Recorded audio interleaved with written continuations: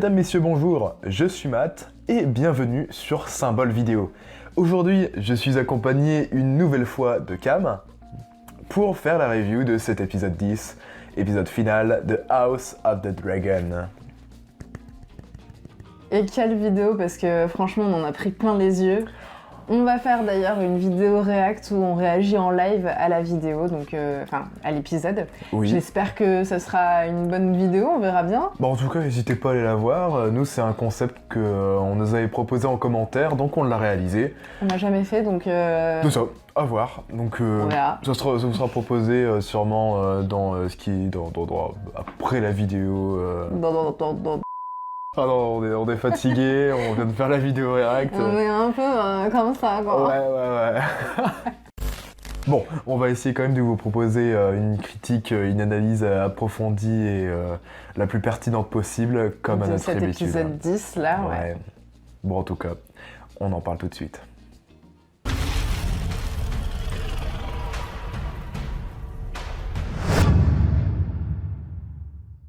Juste avant qu'on vous laisse à la vidéo, je voulais simplement faire une petite aparté pour d'abord remercier toutes les personnes qui se sont abonnées et qui ont vu, liké, commenté les vidéos. Nous, ça nous a fait super plaisir et on a vu tout simplement que... ça vous plaisait en fait. Ouais, ces 10 épisodes sur Game of Thrones, en tout cas, on a adoré les chroniquer, même si Cam n'est arrivé qu'à l'épisode 5. Mais c'est un réel plaisir. Et cette petite aparté est là aussi pour vous dire que les vidéos dans l'univers de Game of Thrones ne sont pas terminées. Évidemment, on va revenir sur la saison 1 de House of the Dragon, mais il y a aussi des projets, un gros projet qui va être lancé au niveau de la saison 8 de Game of Thrones. Je ne vous en dis pas plus pour ne pas... spoiler, on va dire, ouais, mais c'est quelque chose d'assez énorme et tout simplement il y aura un trailer qui arrivera incessamment sous peu. Donc voilà, restez connectés, n'hésitez pas à vous abonner. En tout cas nous, on vous laisse à la critique. À tout de suite.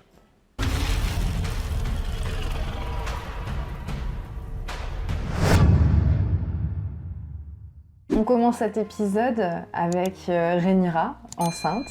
Oui. Daemon, pas enceinte. Ça serait étrange, mais en tout cas, on est à Père Dragon. Et Père Dragon qui accueille la nouvelle de la mort de Viserys par la fameuse Rhaenys qui arrive sur Meleys. Alors, ce début, il est quand même vachement sympa. Ouais, assez contrasté. On a des scènes de Daemon, on a des scènes de Rhaenyra. On a l'impression qu'il y a une césure totale. On verra après, effectivement. Les scènes sont faites en sorte pour montrer un peu la rage de Daemon qui vient de perdre son frère et en même temps Rhaenyra qui elle est en souffrance puisqu'elle va accoucher d'un bébé mort-né. Oui, et oui, c'est de très graves nouvelles qui arrivent à Rhaenyra et en plus elle en est physiquement atteinte avec la mort de sa fille. Et on sent que déjà dès le début de l'épisode on veut nous en mettre plein la vue avec ces scènes très bien filmées, ces musiques. Et on nous met dans le contexte, autant comme tu dis musicalement, on a des musiques qui en fait vont très bien avec les scènes. Je trouve que c'est comme un concert, une partition de musique qui est tellement... Tout est travaillé pour se fondre et se mêler à la série. Quoi. Et oui, et par ces musiques, par les thèmes qu'elle propose, elle raconte des histoires, elle rappelle des événements. Aussi bien des événements qu'on avait vus déjà passé, en caméra, tout simplement l'enterrement de la fille de Rhaenyra. C'est la même musique avec les mêmes thèmes que la mort de Bellone et de Lena ? Non, pas de Lena, de Emma. Ah oui. Donc voilà, c'est la même musique, on va retrouver beaucoup de thèmes et beaucoup de ces musiques Targaryen qui font quand même qu'on a beaucoup aimé cette famille dans la série Game of Thrones. Enfin en tout cas voilà, petit aparté sur la musique, j'avais vraiment besoin de faire ce petit truc sur la musique parce que c'est un truc qui me tient tellement à cœur dans les séries. Et là, j'ai été servi. Bah, en même temps, c'est un très bon compositeur. Il est là depuis un Ramin petit Djawadi, moment. il est là depuis la saison 1 de Game of Thrones. Voilà, c'est ça. Donc, c'est important la musique pour que ça aille bien avec les images. Il faut que ça soit bien travaillé. Ça met dans une ambiance. Ça donne un peu la couleur des sentiments, en fait. On veut provoquer des émotions. Là, on a des émotions, forcément, dès ce début d'épisode. C'est un zoom sur Rhaenyra, mais en même temps sur sa famille, sur la mort de son père, sur le fait qu'elle s'est tout le temps attendue à être héritière, et puis maintenant on vient de lui voler son trône. En même temps, c'est aussi une trahison de la part d'Alicent, et beaucoup d'émotions qui se mélangent. Mais pour l'instant, oui, dans ce début d'épisode, et presque tout au long de l'épisode, Rhaenyra va être très mesurée dans sa gestion de cette rébellion, tout simplement. Ouais. Elle prend exemple sur son père. On voit très bien en fait qu'elle le cite et qu'elle a envie d'être aussi mesurée que lui. Après, on a vu que Viserys c'était pas forcément un bon roi. Oui, il est Donc, plutôt contrasté. À voir. Mais elle a été très mesurée, à part sur cette dernière scène où on la voit en rage. Oui, on en reviendra à la fin de notre critique, mais c'est cette fin, quelle fin. Mais tout l'épisode, effectivement, il a été mesuré. Ah oui, mais tout l'épisode, elle a été dans un contrôle de ses émotions qui est beaucoup contrasté avec Daemon. Ouais. Il est en rage, il est en colère, il y a toujours un contraste, une dualité avec Daemon, mais je suis tellement content du traitement de Daemon, parce que beaucoup de gens, c'était une polémique qu'il y avait sur internet, comme quoi une des showrunners avait déclaré que que les gens qui aimaient Daemon étaient tout simplement des malades. Enfin, elle l'avait pas dit comme ça, mais en tout cas, ça y ressemblait. Ouais. Mais Daemon, oui, n'est pas un bon personnage. C'est un personnage au mieux gris et au pire plutôt sombre.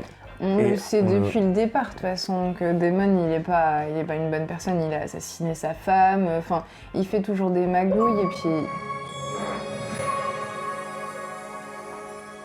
Se faire interrompre par la télé. Tiens, je vais t'éteindre. Ouais, éteins-la. Attends. C'est plus ce que je dis. Qu'est-ce que tu... Éteins-toi. Ouais, vas-y.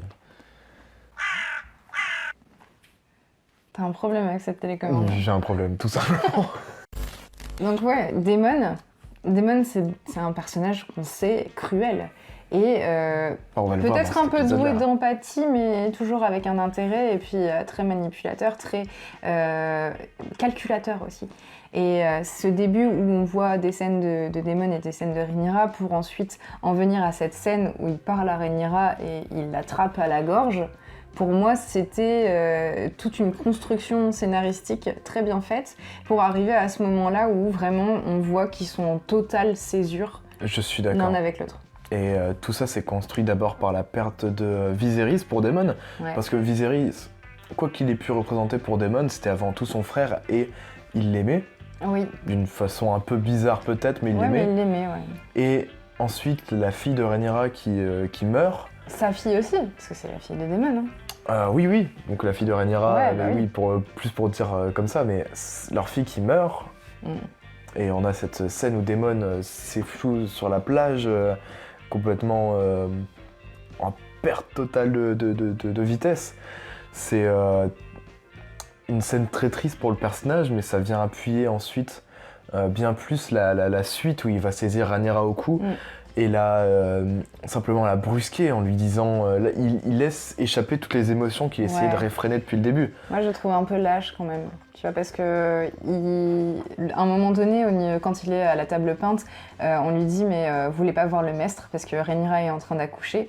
Il lui répond pas. Et il demande à partir, je sais pas où. Enfin, je veux dire, là, on voit très bien que Rhaenyra, elle est dans le mal et qu'il va se passer quelque chose de grave. Et il refuse d'aller la voir et d'aller voir le maître qui est en train de la faire accoucher. Donc pour moi, il lâche. Et en plus, il va penser qu'à lui jusqu'à la fin de l'épisode. Et en plus, il va atteindre physiquement Rhaenyra qui avait l'air assez choquée quand il l'attrape au cou. C'est clair. Surtout, cette scène d'accouchement très choquante. Là, c'est pareil, on a un petit parallèle avec l'épisode 1, où on avait l'accouchement d'Aemma qui était très aussi sanglant et très dans l'objectif de choquer, et là, c'est la même chose. jusqu'à la fin de l'épisode, j'ai pas senti de réelle rage, peut-être une froideur. Non, mais, on veut brosser le personnage en fait. Là, il y a un énorme capital sympathie qui est donné au noir avec tous les événements qui leur arrivent. Ouais, moi je crois que j'aurais préféré quand même la voir justement comme dans le livre, hein, parce que on est d'accord que de lisser les personnages comme ça fait que, ok, on apprécie plus un personnage, mais moi j'ai moins l'impression d'être dans du Game of Thrones, tu vois. Enfin, oui, et surtout du House of Cards à la rigueur ou du JFR. Non, mais c'est vrai que dans la fille de Rhaenyra naissait, il me semble, sans cœur, c'est ça, avec un trou à la place du cœur et avec des petites ailes. C'est pas aussi graphique que dans le livre, mais enfin voilà quoi, tu vois le genre, mais voilà, petite différence avec le livre, il y en a beaucoup de ces petites différences, on va revenir aussi à la fin. Des bonnes ou des mauvaises. Hein. Oui, des bonnes ou des mauvaises, mais voilà, pour moi, il n'y a pas de bonnes ou mauvaises... De mauvaises adaptations. Ouais, c'est des choix scénaristiques dans tous les cas. C'est ça, j'en discutais avec quelqu'un sur Twitter qui lui, était beaucoup plus team feu et sang, en fait, le livre. Il préférait le livre largement à la série parce qu'il y avait certains personnages qui, selon lui, étaient un peu détruits et pas forcément respectés. Okay. Moi, je dirais tout simplement que c'est une adaptation, que forcément, il y a des choses qui vont différer, ce sont des partis pris pour la série.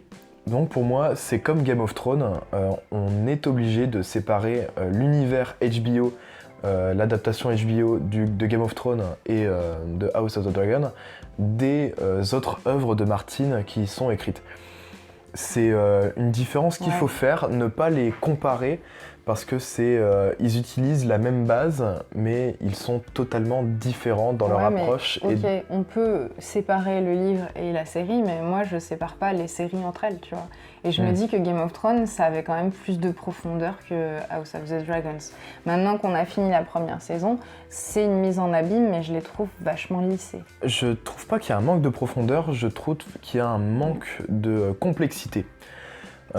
Pour moi, la même chose. Pour toi, c'est la même chose, mais je m'explique. De la complexité, on a des personnages ambitieux, on a des personnages qui n'hésitent pas à tuer pour leurs ambitions, mais je trouve que depuis l'épisode 2-3, où on avait vraiment la série qui a été lancée par les ambitions, c'était vraiment le moteur avec les ambitions de Corlys, les ambitions d'Otto, les mariages, tout ça. Tout ça, c'est un peu abandonné au profit, en fait, à chaque fois de montrer des erreurs. Une famille fait une erreur, par exemple, l'œil démon qui est tranché, c'est pas fait exprès, mais ça va entraîner d'autres trucs, qui vont entraîner d'autres trucs. C'était la dualité entre Alicent et Rhaenyra, en fait. Pendant toute la saison, c'était ça. Mais à chaque fois, c'était un effet boule de neige une boule de neige qui se transformait, qui allait de plus en plus gros. Et j'ai trouvé que c'était moins pertinent que... Il y avait trop peu d'éléments perturbateurs. Larys et Mysaria, on ne les voit pas assez. Ils n'arrivent pas à être des moteurs de l'intrigue comme moi. J'aurais pu m'y attendre en me disant que ça pouvait être un peu comme des Varys et des Littlefinger qui, eux, étaient vraiment là pour créer le trouble. Là, c'est vraiment la famille qui se déchire. Pour moi, ce manque de profondeur, dans le sens où c'est assez léger. C'est même autant dans les personnages que dans l'intrigue, c'est brossé, c'est lissé. Enfin, j'ai eu des émotions comme du Game of Thrones, mais pas à la hauteur de Game of Thrones où on tue quelqu'un et je suis affectée de sa mort. Là, on tue quelqu'un. Regarde, on a tué Luke. J'étais en mode ils en ont tué un des bâtards, voilà. Et oui. Là, j'ai pas cette émotion où j'étais là, mais non, tu vois. J'étais en mode, ça m'a choqué, ok, mais j'étais pas en mode, quelle perte, quoi. C'est vraiment, Luc, on nous a pas fait l'aimer, on nous a juste fait des petits zooms, et ce que je disais, c'est qu'on nous fait des zooms sur chaque personnage dès que c'est l'épisode où on va le voir le plus, mais après, voilà. Non, je te rejoins. De profondeur dans le développement des personnages, peut-être de la complexité, ça va avec pour moi de toute façon.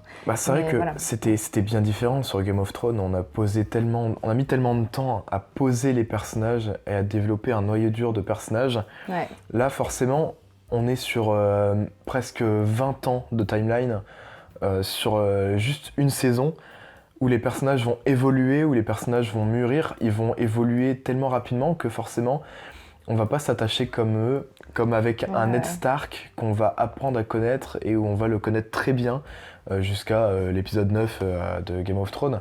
Jon Snow. Ned Stark. Ned Stark, il est mort dès la première saison. Oui, c'est ce que je dis, l'épisode 9 de Game of Thrones. Ah ok, d'accord, j'ai compris la saison 9. Non, j'étais en mode... Non, il y a peu de temps, il y a pas Bah oui, j'étais en train de me dire... Mais... Il est fou ce mec-là. Ouais, j'étais en train... Non, mais forcément, ça va être un peu plus dur de s'attacher... Ned Stark, déjà, il était... Bah, moi, Sean Bean, déjà. Ça m'a fait tellement de la peine, tu vois, rien que dans les yeux d'Arya, de le voir mort. Enfin, je veux dire... Déjà, on s'était beaucoup plus attaché à lui, alors qu'il a duré même pas une saison. Quoi. Après, forcément, on peut pas comparer un personnage principal à Lucerys Velaryon, parce que Lucerys, on le voit depuis 3-4 épisodes. C'est le fils de Rhaenyra, et ça pourrait nous faire du mal qu'il meure, alors que moi, ça m'a rien fait. C'est clair. Mais oui, c'est le problème. C'est le problème d'avoir été sur une timeline de plus de 20 ans. Forcément, on va pas avoir le temps de s'attacher à des personnes. Si Rhaenyra mourait, ça serait impactant. Si, par exemple, Daemon mourait, ça serait impactant. Parce que ces personnages-là, on a eu le temps de les connaître. Lucerys, comment c'est mis en scène aussi. Je pense que, comment c'est mis en scène, mais Lucerys, on n'a pas le temps d'apprendre à le connaître, et c'est pour ça que sa mort n'est pas aussi choquante, n'est pas aussi déterminante qu'on aurait pu l'avoir, par exemple, dans Game of Thrones. J'étais plus choquée pour son dragon que pour lui, parce qu'au final, j'étais en mode... Il vient de se faire bouffer et tout, et puis j'étais bon, Luke il est où en fait il est en train de tomber, il va s'éclater au sol ou il est déjà bouffé il s'est fait bouffer. Hein. Ouais. Mais voilà, c'est une petite aparté sur... Mais c'est vrai qu'on en reviendra dans une vidéo bilan tout simplement, parce que pour moi ça c'est plus au niveau de la saison entière qu'on peut parler de la complexité des personnages. Mais pour rester sur cet épisode, il y a quand même des moments très forts. Au-delà de l'accouchement raté de Rhaenyra, tout simplement son couronnement. Son couronnement qui est une scène très forte. Ouais, tellement de différence par rapport... oui, c'est vrai que... Mais cette arrivée d'Eric et puis cette différence entre le couronnement d'Aegon et puis le sien... Où c'est beaucoup plus intimiste, où forcément... Voilà, c'est pas le même genre de couronnement. Là, enfin, il y a quand même quelque chose qui... on en revient vite fait à ce qu'on disait avant, mais il y a vraiment une volonté d'avoir un capital sympathie pour les Noirs. Et pas forcément... c'est beaucoup plus intimiste, mais du coup, avec des personnes qui la vénèrent réellement, qui lui font réellement allégeance. À part Rhaenys, qui s'agenouille pas, mais... On voit que les personnes qui sont là, elles veulent vraiment que Rhaenyra elle soit reine, alors que Aegon, c'était vraiment juste le peuple qui fait « Oh, il a une couronne, il a une épée, ouais !» Et puis à un moment donné, tu vas dans le public, entre guillemets, une meuf qui est en mode « C'est qui ?» C'est clair. Genre là, vraiment, c'est déjà, oui, le serment de Eric est fou. Oui, le serment d'Eric. Là, encore une fois, dommage, Eric et Eric, on les a vus pendant deux épisodes. Et à part dans les rues de Port-Réal où on voit que Eric il est pas à fond derrière Aegon, on peut ne pas forcément comprendre sa réaction, cette volonté d'allégeance à Rhaenyra, malgré le fait qu'il veut pas d'Aegon sur le trône. Ouais, moi je trouve pas ça si grave que ça. En fait, je m'en fous de où ça lui est venu, tant qu'il prête serment et qu'on va le voir plus tard. Après, franchement, ça me gêne pas. Tu vois, c'est pas un personnage très important pour l'instant, donc. Pas si important que ça qu'on le voit, ça m'aurait fait chier qu'on le voit pendant tout un épisode ou quoi. Enfin, déjà on a vu Arik, donc on voit la différence entre Eric et Arik.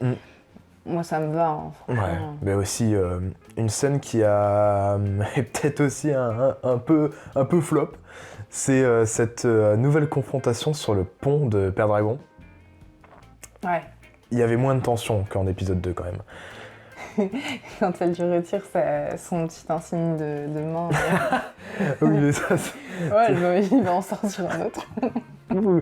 Allez regarder. Attendez, donnez-moi. Allez regarder notre réaction. On a rigolé avec ça quand Otto il dit « Mestre ». Donnez-moi mon deuxième insigne. Je pensais vraiment qu'il allait sortir un deuxième insigne en mode... Mais voilà, il y avait un petit manque de tension. Oui, un peu ridicule, ouais. C'était louable de vouloir faire une sorte de rappel avec la première scène qu'il y avait eu, tout simplement avec... C'est pour montrer un peu la maturité de Rhaenyra, quoi. Elle s'est un peu... Oui, ou avant, elle était forcée, elle s'opposait à Daemon et elle prenait le parti d'Otto. Là, c'est totalement différent. Mais il y a quand même un manque de puissance sur cette scène. Il y a... D'accord. En Ouais, fait, c'est pas ouf, quoi. on connaît déjà l'enjeu, on sait déjà qu'il va y avoir une guerre. C'est juste pour montrer Otto en train de donner la page qu'elle avait arrachée quand elle était avec Alicent, quoi. C'est ça, c'est pour lui faire comprendre que, ouais... Et c'est un beau rappel, ça aussi, avec l'épisode 1. Ouais. Et tout cet épisode, en fait, est construit sur des symboles et sur des rappels avec des épisodes qu'on a eus. Ouais, on nous rappelle au premier épisode, après, bon... Moi, ça me parle parce que j'aime bien quand on fait ça dans les séries, les petits échos, même si ça n'a pas duré assez longtemps pour qu'on puisse vraiment avoir quelque chose d'impactant. Mais cet épisode, dans la globalité, était plaisant. Après, il y a le conseil de guerre, là où ils vont parler un peu de tout leur soutien. Je suis quand même un bon gros fan de tout ce qui est géopolitique et géostratégique. Ça m'intéresse dans Game of Thrones, de toute façon. Enfin, là, Dragons, c'est cette... House of the Dragon. Ouais, j'ai dit Out of the Dragon. Out of the Dragon. House of the Dragon. Vas-y, fous-toi de ma gueule, je te dirai rien. C'est un mec. Je dirais quelque chose. Tout ce que je dis, c'est que voilà, tout cet univers un peu politique, stratégique, ça fait du bien que ça arrive enfin. De toute façon, ça va se prédominer dans les prochaines saisons de House of the Dragon. J'espère quand même, parce que c'est bon, toute une saison pour se dire on va se faire la guerre, ça on le savait. Franchement, moi j'aurais bien aimé que ces 2 épisodes ils arrivent légèrement plus tôt dans la saison, mais bon, après ce n'est que mon avis. Après, j'aurais bien aimé un début de guerre, tu vois, genre... Alors ça, oui, on pourrait se le dire, ouais. Après, on pourra en revenir un peu à la fin de l'épisode, je pense. Mais c'est vrai qu'il y avait possibilité de faire beaucoup de choses avec cette fin de saison. Ouais. En tout cas, après, on passe tout simplement à Jack et Luke, qui sont envoyés l'un au Val d'Arin, aux Eryei et à Winterfell, et l'autre à Calmy, oui, Stormends. Donc le siège des Baratheons. Ouais, le siège des Baratheons, qui est quand même sympa. C'est la première fois qu'on le voit dans l'univers cinématographique d'HBO. Et j'étais assez surpris par la tour, ouais. Comment ils avaient construit le décor, comment ils avaient fait à Calmy. Et au final, agréablement surpris. Ouais, sympa. Dans la tempête et tout, j'en ai eu pour mon argent. Tout était plaisant dans ce plan de Arax qui arrive sur Pendragon. Ouais, puis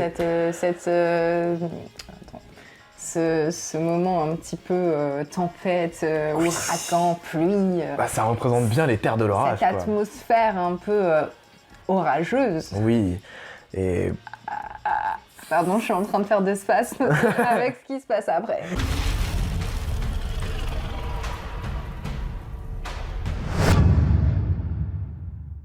Boros Baratheon, qui est tout simplement une espèce de petite larve sur un trône. Ah, mais il m'a fait tellement penser à Robert. Mais ça me fait plaisir, parce que les Baratheons, c'est un peu des beaufs. Mais là, le mec, c'est des gros beaufs. Il était seulement dans le sens négatif du terme, mais le mec il était vraiment posé sur son trône et tout. Il était dans le personnage, j'ai adoré comment ils l'ont fait. Pourquoi tu me donnes un papier? Moi je sais pas lire, vas-y maître, lis-moi ça quoi. Et là tu vois, c'est un point positif de l'épisode, c'est l'orgueil et pas la nonchalance, mais en tout cas la personnalité du Lord Baratheon a été parfaitement représentée, je trouve, par rapport au livre. Ouais, carrément. Enfin, après, moi, j'ai pas lu le livre, mais en soi, on voit bien la maison quand on connaît Game of Thrones, on voit bien les Baratheons et puis leur complexité. Là, justement, c'est clair. On a carrément une meilleure personnalité que certains. En tout cas, t'as donc le Sir Baratheon qui va répudier Lucerys, Lucerys parce que Aemond est déjà arrivé. Ouais, Et- Aemond qui a joué sur son orgueil, du coup, Alicent a été forte, peut-être de conseils d'Otto, mais Oui. elle a proposé à Aemond d'aller se fiancer à une fille des Baratheons. Et là, on joue sur l'orgueil du Baratheon, c'est que... Le Chopper, le il s'est frère quand même du bien roi, habillé. Hein, le frère du roi qui vient... On s'en fout de comment elle est habillée. Oh. De toute façon, il pourrait être habillé n'importe comment, c'est le frère du roi. Mais le mec, il est venu habillé comme ça avec son gros manteau et avec son œil, son saphir. Ah, enfin. Oui, mais bon, dans tous les cas, si on parle d'orgueil, se marier avec le frère du roi, c'est quand même une bonne chose pour sa maison. Donc, Oui, voilà, donc c'était forcément un Lucerys meilleur. qui arrive et qui lui dit juste, vous avez prêté allégeance, t'as quoi à me donner? Bah rien, je suis Et déjà c'est ça, fiancée. ça montre encore une fois la complexité qui règne dans le monde de Game of Thrones. C'est que par exemple, on a en début d'épisode, je sais plus qui le dit, un maître, il me semble, où il dit les Stark n'oseront jamais remettre leurs paroles en question, en parlant de la succession et de l'allégeance. Et là, on voit, c'est totalement différent avec le Boros Baratheon, qui est totalement en mode... rien à foutre. Rhaenyra, elle a mal, comment dire... Rhaenyra, Elle a mal négocié elle a le pas, truc. non, elle a mal envisagé le fait qu'il y aurait déjà Aemond. Parce qu'elle a envoyé Luke en se disant c'est pratiquement fait, c'est assez simple d'aller négocier avec Barros. Mais finalement, pas tant que ça, quoi. C'est pour clair. ça qu'on avait un gros plan d'elle en train de lui dire t'inquiète, il a de l'orgueil, donc il va être content de voir le fils de la reine, machin. Mais enfin, ça se sentait que c'était l'embrouille, quoi. Ouais, c'est clair. Mais le saphir qui vient remplacer l'œil de Aemond. Ah là là, c'est les émotions. Comme n'aurait dit notre cher ami Zizou, les émotions. Enfin, c'est vrai que dans les livres, il est montré avec un œil en saphir. Et c'est ce qui fait le personnage. Et là, j'ai tellement aimé qu'on le voit, le reflet de son œil quand il demande l'œil de Lucerys, ses yeux grands ouverts là, avec sa tête de dégénéré. Oh, qu'est-ce que j'adore Aemond. C'est vraiment un de mes personnages vraiment que j'ai tellement hâte de voir dans la suite. Parce que je sais, ça, hâte de je voir, sais hein, à parce quel que point bon, c'est un malade. on le voit pas assez en fait, enfin, c'est ça, c'est que pour l'instant on le voit pas. On le voit dans certaines scènes un peu marquantes, hein. C'est vrai qu'il est percutant dans ces scènes, mais sinon à part ça, bon voilà.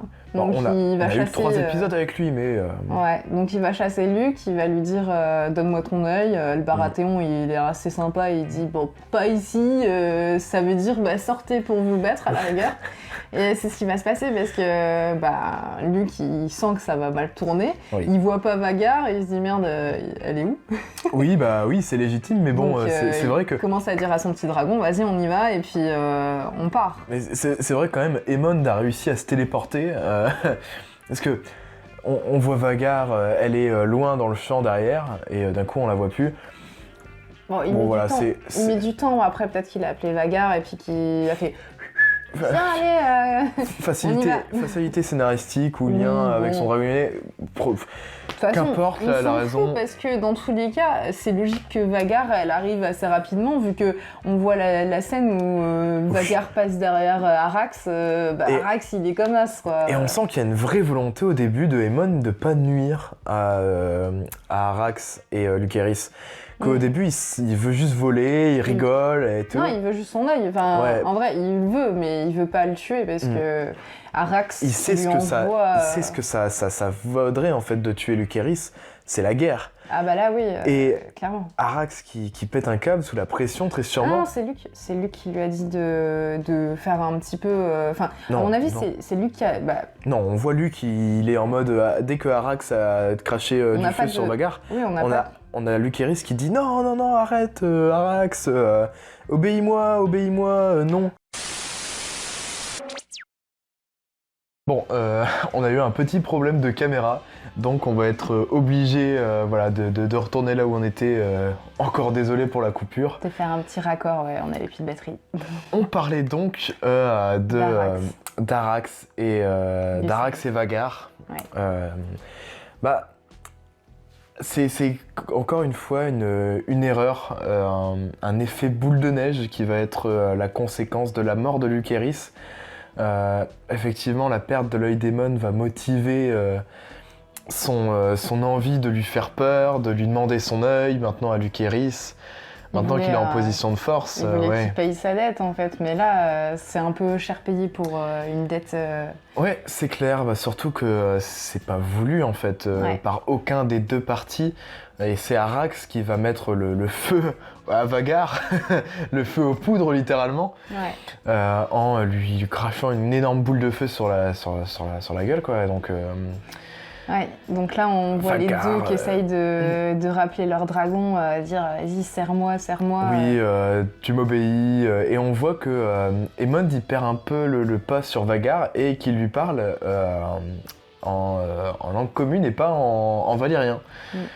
Et gros, ça fait une différence avec Lucerys qui lui parle à Arax en valyrien. Enfin, c'était une petite complexité sympa, mais en tout cas, voilà, cette scène-là était quand même magnifique avec les vols des dragons, tout ça.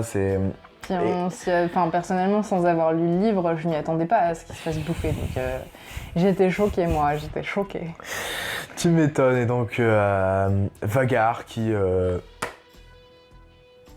Petite bouffe. Ouais, voilà, c'est ça. Il s'est fait un petit kebab. Aemond, il peut que regarder les morceaux de Arax tomber. Ouais, et là, dans sa tête, à tous les coups, il se dit « Merde ».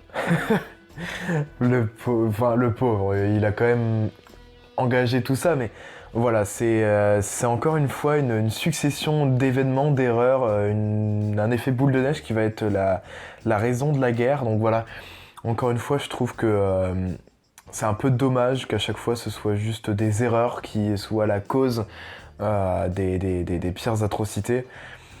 Ouais, donc là on a Daemon qui va annoncer oui, à Rhaenyra, oui. Qui a déjà perdu sa fille, hein, on va le préciser juste avant dans l'épisode, qui perd son fils. Maintenant on voit Rhaenyra avec un tout autre regard. Ah ouais, quand elle se relève, de toute façon, c'est dans le script de l'épisode, les dernières secondes, la dernière ligne, c'est Rhaenyra se lève et se lève avec le regard de la guerre dans les yeux. Ouais, et pour elle, c'est la guerre. Et c'est ce qui va définir la saison 2. Ça va être la guerre. Ça va péter de partout. Ah ouais, ça va être fabuleux. On a hâte. Ah ouais, on a plein de choses en plus encore à dire. Mais ça, alors, ça viendra pour une conclusion. Enfin, pas une conclusion, pour une... Un bilan. Un bilan, voilà. Il y a un bilan de cette saison. Ah, quelle saison quand même, quel épisode. On a eu quand même beaucoup de choses dans cet épisode, n'empêche, même si c'était centré que sur Père Dragon. On a eu beaucoup de scènes très sympathiques, Vermithor et Daemon, qui va essayer de l'approcher en chantant en valyrien. Qui réussit vu qu'il s'est pas fait bouffer, mais en tout cas, cette scène était assez sympa. Ce petit chant et puis voir ce dragon aussi immense que Vhagar. Ça promet, puis encore une fois aussi, on voit la puissance de Père Dragon et avec tous ces dragons. On nous dit qu'il y en a 13 au total. Dont certains qui ne sont pas montés. C'est ça, donc pas de montés, mais ça promet d'être une guerre assez énorme. Ah, avec beaucoup de retournements de situation, avec beaucoup de personnages attachants, de grandes figures de guerre. Ça va être une guerre comme on n'en a pas connu, même dans Game of Thrones, parce que même dans Game of Thrones, ça s'arrêtait, la guerre des 5 rois s'arrêtait au bout d'un moment. Là, on a ça va des être plusieurs saisons de bataille, on a des prémices assez intéressantes. Corlys qui dit à Rhaenyra qu'il a les degrés de pierre et que ça peut donner... vie à un plan assez sympathique pour encercler Port-Réal avec les flottes de Corlys. Oui, et qui est peut-être un peu un écho au plan que met au point Daenerys dans la saison 7 de l'encercler Port-Réal par la mer. Par la mer, tout à fait. Et de l'encercler aussi par la terre. Donc, ça promet de bonnes batailles et en même temps un soutien incommensurable pour Rhaenyra. Ouais, pour Corlys, mais c'est vrai que Corlys, en petite incompréhension... Bah, on voit que Corlys, il a quand même été vachement drivé par Rhaenys qui est derrière à le conseiller.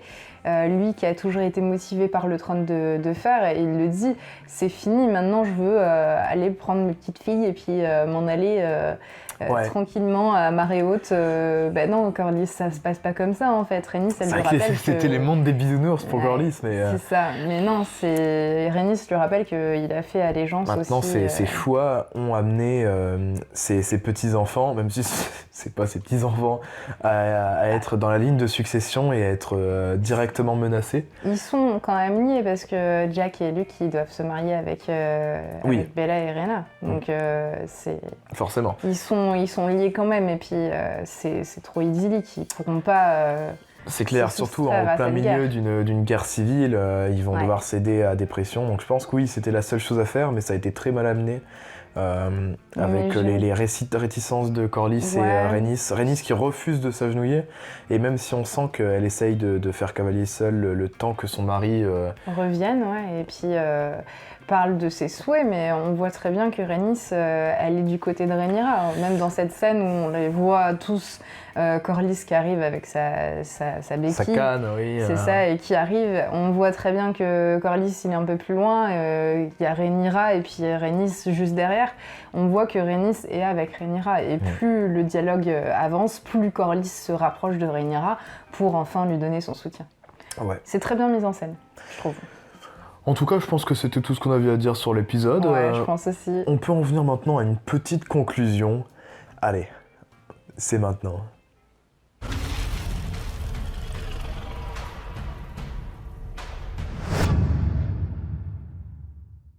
Alors, cet épisode, Cam. Un peu moins déçu que le précédent. Que t'avais déjà bien aimé.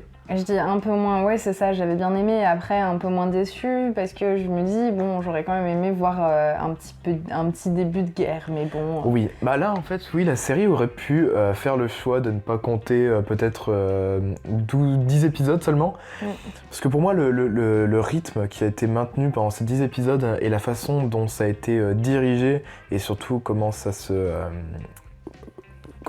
termine, voilà, en quelque sorte, c'était déjà très bien, mais j'aurais bien vu certaines petites tensions, certaines petites guéguerres éclater, et peut-être quitte à faire venir des personnages j'essaye de pas trop en dire, bien sûr, mais il y a quelques événements qui auraient pu prétendre à un petit final, en tout cas au niveau des petites guéguerres. Je pense aussi, mais bon, après, c'est un choix qu'ils ont fait dans le scénario. Oui. Hein. Et ça sera tout simplement pour le début de la saison 2, oui, voilà. Donc, la saison 2 va peut-être commencer un petit peu plus fortement que cette saison 1. C'est très probable. C'était la mise en place de l'intrigue. Après, bon, qu'on ait une saison pour mettre en place l'intrigue, moi, ça me frustre un peu. Après, c'était un très bon épisode. Et autant dans le précédent on avait un zoom sur Alicent, autant on en a sur Rhaenyra. Rhaenyra que je préfère dans cette sagesse, dans ce rôle de reine qui accepte enfin son héritage, mais dans un contexte, ma foi, défavorable pour elle. Bah après moi personnellement j'ai pas été forcément déçu que la saison 1 pose les bases et soit aussi... peu riche en action. Ça ne m'a pas dérangé parce que tout simplement j'étais content de revoir du Game of Thrones après 3 ans, après une saison 8 tant décriée. Ça faisait plaisir de se remettre dans l'univers de Goth avec des Targaryens, des Baratheons, avec des Lannister, tout ça. Par rapport à ça, plaisir. Je suis d'accord avec toi. Franchement, je m'attendais à pire pour cette série. Je m'attendais à ce que ce soit moins intéressant. Finalement, je trouve que c'est plus que ce que j'attendais au début quand j'ai commencé la série. Après, j'aimais plus, aimais moins. On en parlera, je pense, dans le bilan de la saison. Mais en tout cas, je trouve que c'est pas si pire. Exactement. J'ai un peu le même avis. Bon, en tout cas, nous, on va passer à nos personnages flop et top.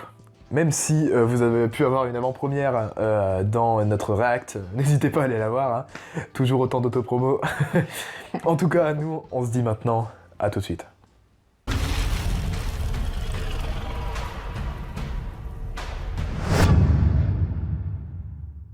Alors Matt, ton personnage top? Top, bof, il n'y en a qu'une. Elle ceint désormais la couronne de son père. Elle a connu les tragédies et la mort de ses enfants. Mais aujourd'hui, elle se relève avec une nouvelle lueur dans ses yeux. Une hargne. Notre reine Rhaenyra Targaryen, Ouais. comment ne pas la citer comme top tellement son personnage a cette force, cette tension, Ouais. ce drame. Puis l'interprétation d'Emma Darcy, elle est folle. Ah, Je trouve oui. que dans ce rôle, elle est parfaite. Autant j'étais moins fan de sa version jeune, autant là, je suis hyper Conquis, contente. tout simplement. Cette interprétation, elle est dingue. Autant comme Olivia Cook en Alicent, je trouve Exactement. que les personnages et les acteurs sont hyper cool. Et ouais, Rhaenyra, Ah non, le cast, oui, c'est une grande réussite dans cette série. ouais, Rhaenyra dans sa profondeur, là, Ouais. je l'ai beaucoup aimée. Bah, d'ailleurs, c'est ton top, Rhaenyra aussi. Ouais, c'est ça. Moi, je peux pas dire autrement, hein, de toute façon. C'est impossible. Dans notre flop, je crois qu'on est d'accord aussi, on parlait de Corlys. Corlys et Rhaenys. Rhaenys, non, moi je la mettrais pas en flop. Hein. Une Là, scène, tous les regards qu'elle jette, tous les silences, tous les moments où elle semble s'interroger.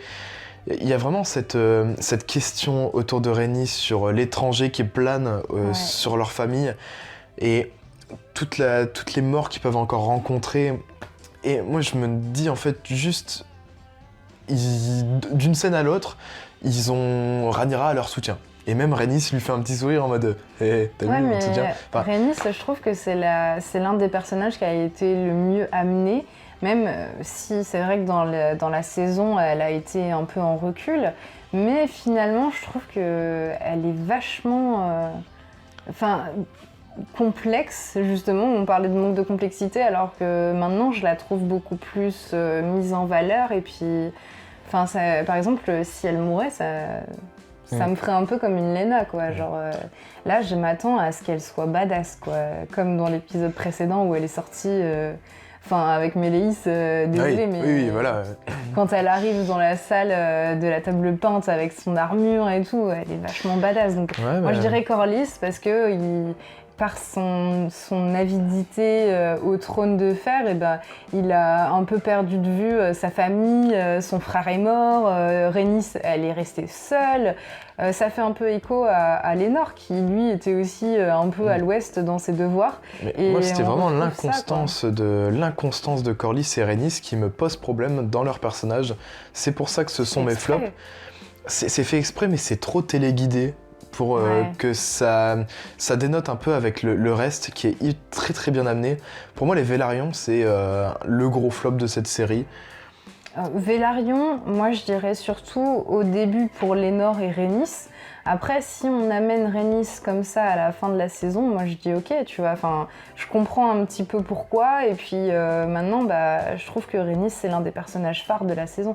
Avec Corlys qui finalement admet qu'il a pas réussi à la soutenir dans les moments compliqués et qu'il avait envie d'aller chercher plus dans ses conquêtes. Mais en même temps, regarde, à la fin de la saison, maintenant, il a les degrés de pierre. Donc, s'il est parti comme ça pour combattre, finalement, il donne à Rhaenyra quelque chose d'important pour se battre dans la future guerre. Donc, exactement. Est-ce que c'est tant un flop que ça? Oui et non, tu vois. Bon, voilà, pour moi, ça reste mon avis. Totalement. Pour toi, ta scène top? Ma scène top? Ouf. Ma scène top. C'est compliqué, hein. Je sais pas, j'ai beaucoup aimé cette scène où Daemon il prend à la gorge Rhaenyra. Oui. Ça montre en fait un petit peu le fond de Daemon, et en même temps Rhaenyra prend conscience un petit peu de tout, qu'elle se fait peut-être un peu manipuler, puis en même temps qu'elle doit reprendre le dessus parce qu'elle a une conviction, c'est et que... s'imposer face à Daemon, hein. Parce que Daemon c'est un gros caractère. Puis elle veut aussi faire prendre conscience à Daemon la danse de feu et de glace. Et lui, il a l'air d'en avoir rien à faire. Donc, c'est vrai que le personnage n'est pas superstitieux. Et dans cet épisode, il en avait clairement rien à foutre. Là, quand il insultait les gens qui voulaient émasculer Otto, il partait en croisade, hein, tout simplement. Lui, dans sa tête, il est déjà en guerre. Rhaenyra l'a dit, hein, il est rentré dans une folie. Et là, on le voit bien. Après, j'aurais peut-être aimé qu'on le voit un petit peu plus dans une folie meurtrière. Après, bon, il était dans son rôle. Mais... Il a buté personne. Il a pas tabassé de garde avec de casse. Enfin, voilà, Daemon, même s'il était très méchant dans cet épisode, au final, c'est un peu un petit pétard mouillé, quoi. C'est pour ça que je dis que c'est vachement lissé et brossé, c'est dommage. Oui, exactement. Donc voilà, pour ma scène top, moi perso, je vais dire le couronnement de Rhaenyra. Qui est aussi une très belle scène avec le moment où forcément elle enterre aussi sa fille.